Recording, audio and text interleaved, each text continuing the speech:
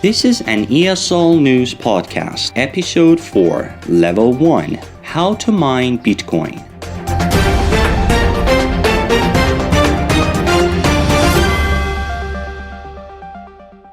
Bitcoin is digital money. One person can send Bitcoin to another person via the internet. Miners check the transactions. A transaction is when you send or get money. The miners get Bitcoins for their work. People can have only 21 million Bitcoins. More Bitcoins cannot exist. Bitcoin starts in 2008. Satoshi Nakamoto starts Bitcoin. Everybody can mine Bitcoin at the beginning. You only need a computer. If you want to mine Bitcoin today, you need a lot of computers in one place. This place has a special name. It is a mining farm. These farms need a lot of electricity and good cooling system. One big farm is in Russia. Low temperatures help to cool the system. This big farm can mine 6 Bitcoins every day. I'm Mehdi Haydari.